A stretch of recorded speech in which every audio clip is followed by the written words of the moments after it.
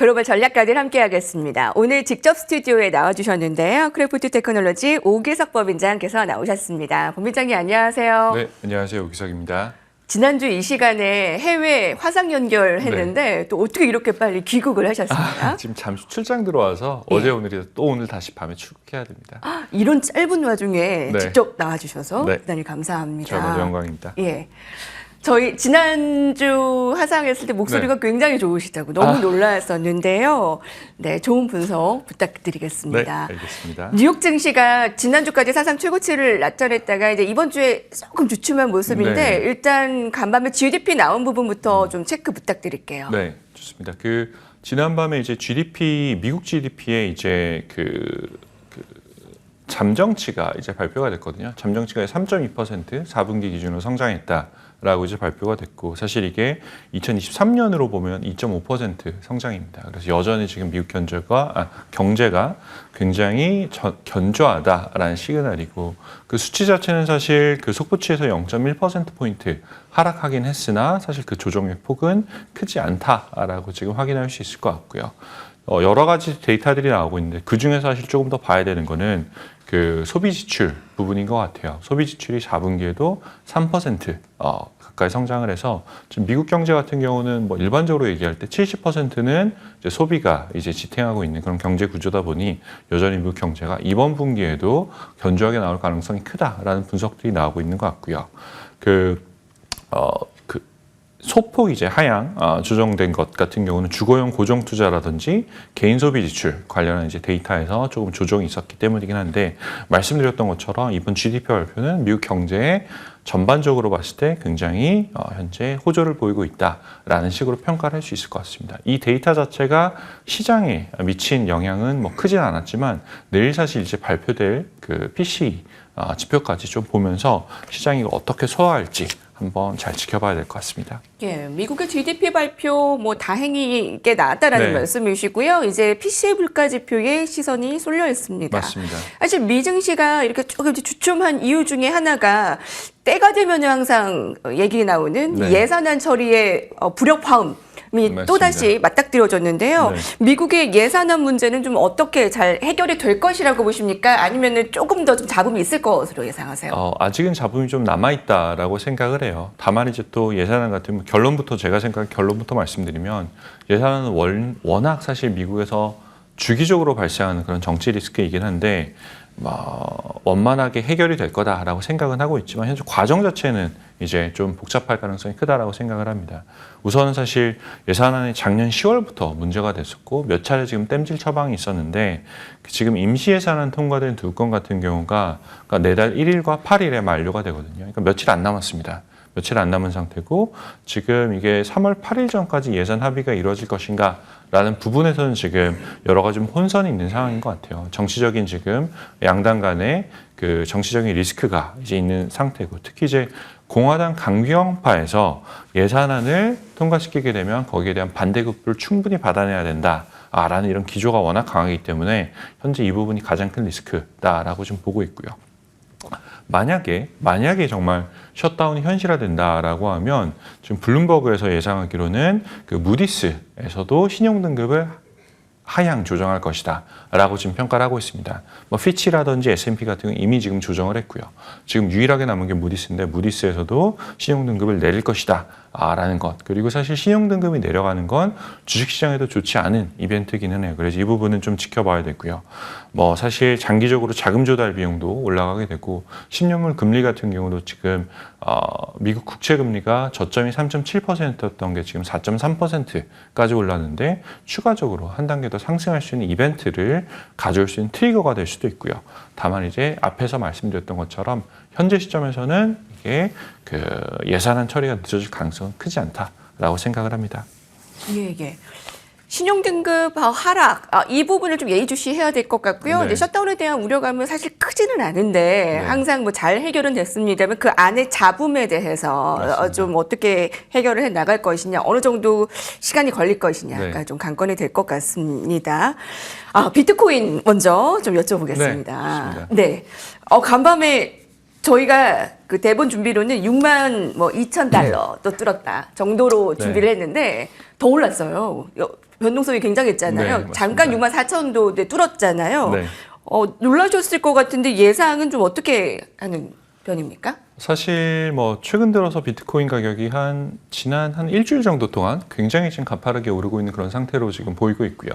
뭐 여러 가지 이유가 있겠지만 최근에 이제 미국에서 올 초에 승인해 놨던 스팟 실제 비트코인에 투자하는 ETF의 등장이 이제 영향을 보여주고 있는 게 아닌가라는 생각을 하는데, 최근 들어서 이제 나왔던 데이터들을 보면 현재 미국에 상장된 9개 이제 스팟 ETF, 실제 비트코인을 담는 ETF가 지금 전체 비트코인 발행량의 1.5%를 지금 투자를 하고 있어요. 그리고 사실 상대적으로 비트코인 거래량이 많기는 하지만 또 동시에 사람들의 매매 패턴을 보면 가격이 오를 것이다라고 예상하면 사실 시장에 안 내놓거든요. 그 상태에서 ETF 자금의 증가는 무조건 사실 비트코인을 매수를 해야 되는 이벤트가 돼요. 그러다 보니 지금처럼 비트코인 가격이 굉장히 지금 가파르게 올라간 것 같고요. 뭐 어제도 64,000까지 갔다가 사실 막판에는 조금 많이 떨어져 60,000대 초반까지 떨어지긴 했지만 당분간은 이런 식의 변동성이 있는 장세가 지속되지 않을까라는 생각을 하고 있습니다. 예. 58,000달러를 뛰어넘으면 이제 심리적 저항선을 뛰어넘어서 68,000달러까지는 직행할 것이다라는 의견도 있고 12만 달러까지 벌써 나왔던데 변동성 좀 예의 주셔야 된다라는 거네요. 변동성은 이제 피할 수 없을 것 같고요. 다만 지금 현재 기조 같은 경우는 미국의 비트코인 ETF로 자금 유입이 워낙 지속되고 있기 때문에 추가 상승 여력은 있다고 저는 생각을 하고 있습니다. ETF 효과로 추가 상승 여력은 있다라고 비트코인에 전망해볼 수가 있겠습니다. 자, 지금의 AI 반도체에 대한 기대감, 전 세계의 관심을 불러일으키고 있습니다.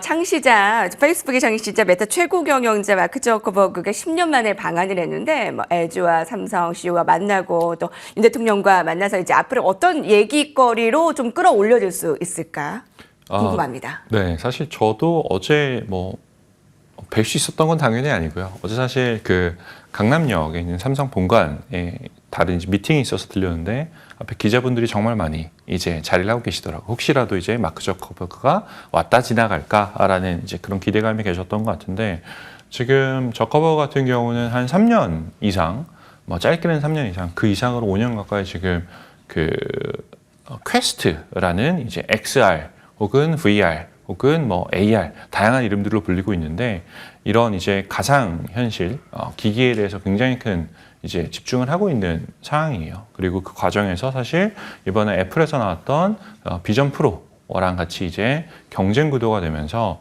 상대적으로 이제 메타가 가지고 있는 퀘스트라는 이제 그 VR 기기의 성능에 대해서도 재조명을 받고 있는 상태고요. 이번에도 사실 LG전자 그리고 어제 이재용 회장님하고도 같이 회동을 했던 걸로 이제 알고 있는데, 다양한 측면에서 XR 동맹을 더 강화할 것이다 라는 얘기들을 나눴다라는 얘기도 저도 들었고요. 지금 애플의 비전 프로하고 비교했을 때 메타가 가진 상대적인 장점 같은 경우는 훨씬 더 긴 기간 동안 이제 XR 생태계를 구축해 왔다라는 측면인 것 같아요. 비전 프로가 훨씬 더 해상도도 좋고 다양한 측면의 장점은 있지만, 실제로 고객들의 피드백을 받고 이제 지속적으로 기기를 개선해 왔던 퀘스트 같은 경우가 훨씬 더 가볍다라든지 아니면 사용할 수 있는 이제 툴들이 많다라는 그런 긍정적인 평가들도 있고요. 이번에 LG의 조주환 CEO님 같은 경우도 있었던 CES 연초에 있었던 CES 행사에서 XR 관련한 이제 강조를 많이 하셨는데, 그런 측면에서 이제 양사뿐만 아니라 다양한 한국의 기업들이 메타와 협업할 수 있는 기회가 늘어나지 않을까라는 생각을 하고 있습니다. 애플의 비전 프로보다 메타의 XR 생태계가 더 오래됐고 이 부분은 우리와의 협력을 좀 기대할 만하겠네요. 맞습니다. AI와 이제 XR 쪽 메타에서는 좀 그렇게 기대를 하고 있고 역시 AI의 선두라고 하면 엔비디아를 이제 빼놓을 수가 없을 텐데요. 신고가를 찍는 모습이고 되게 놀라운 게 이제 애플이 10년 동안 공들였던 애플카를 이제 포기한 것을 보고 네. 전기차에 대한 분위기를 좀 읽을 수 있지 않습니까? 맞습니다. AI로 이제 좀 이동한 투자에 대한 네. 부분들 그러면 지금이라도 늦지 않았다라고 보십니까? 앞으로의 AI의 성장세와 낙관적인 시선에 동의하시는지 궁금합니다. 사실 이제 이번 올해 들어서도 AI 랠리가 나타나고 있는데 사실 모든 기업들에서 오는 건 아니고 좀 선별적으로 나오는 것 같아요. 올해 같은 경우는 작년에 있었던 이제 매그니피센트 세븐에 들어갔던 그런 종목들 중에서 보면 엔비디아하고 메타 같은 경우가 올해 성과가 상대적으로 좋았고요. 나머지 애플이라든지 마이크로소프트 작년에 이제 각광을 받았던 기업들 같은 경우는 조금 상대적으로 좀 주춤한 상태인데 우선 이제 그 많은 분들이 현재의 AI 종목 랠리들을 2000년 초반에 이제 닷컴 버블 있었을 때 인터넷 랠리와 좀 많이 비교를 하십니다. 네. 다만 그때와는 좀 다르다라고 이제 생각을 하는 게 물론 이제 가격 상승 측면에서는 유사한 측면이 있지만 그 당시에 인터넷 기업들이 가지지 못했었던 펀더멘탈을 현재 AI 기업들은 보여주고 있는 상태이고요. 다만 이제 말씀드렸던 것처럼 모든 기업에 똑같이 다 이게 혜택이 가는 것보다는 좀 선별적으로 가는 상태가 아닌가라는 생각이 들고 있고요. 엔비디아 같은 경우는 굉장히 많이 올랐고 그리고 또 이제 여전히 굉장히 많은 분들이 선호하시긴 하지만 사실 과매수 상태인 건 맞아요. 현재 시장 기술적으로만 봤을 때는. 그리고 작년 이맘때 있었던 이제 실적 발표에서 사실 한번 실적 발표가 나고 추가 상승이 꾸준히 이어졌던 것과 비교하면 이번 실적 발표 같은 경우는 실적 발표 전에 하락하고 그 다음에 오르긴 했지만 오른 이후에 지금 다시 주춤하는 모습 보이고 있거든요. 그래서 유지 기간이 좀 짧아지는 것 같다. 그래서 엔비디아 같은 이제 AI 종목들에 대해서 이익 실현 욕구는 증가한다라는 거는 이제 투자자들이 한번 참고해 주셨으면 좋겠습니다. 네, 닷컴 버블 때와는 좀 다르다는 분석을 해주셨고요. 네. 자, 과매수는 맞지만 그렇게 아주 비관적이지 않네요. 네. 자, 그러면 이제 AI 중심의 시장 전망, 네. 오기석 법일장님의 시장 전반적인 전략 마지막으로 듣겠습니다. 네, 사실 현재 시장에 대해서 이제 데이터를 기반으로만 현재 시장 상황을 판단한다라고 하면 이제 저희 AI 모델 같은 경우는 아직은 현재 시점에 시장이 급격하게 하락할 확률은 적다라고 이제 평가를 하고 있어요. 그래서 다시 반대로 얘기하면 여전히 시장에 대해서 긍정적인 이제 뷰를 가지고 있다라고 이제 얘기를 해도 될 것 같은데 시장에서 나타나는 지표들 같은 공포 탐욕 지수 같은 경우도 지금 극단적인 탐욕을 보이고 있고 이 부분이 사실 좀 우려되는 부분도 있지만 빅스 같은 경우도 사실 지금 낮은 선이거든요. 지금 한 13원저리에서 지금 움직이고 있기 때문에 단기적으로 봤을 때 투자자들이 현 시점에서는 시장의 하락 압력을 크게 보고 있지 않는다라고 생각을 하고 있고요.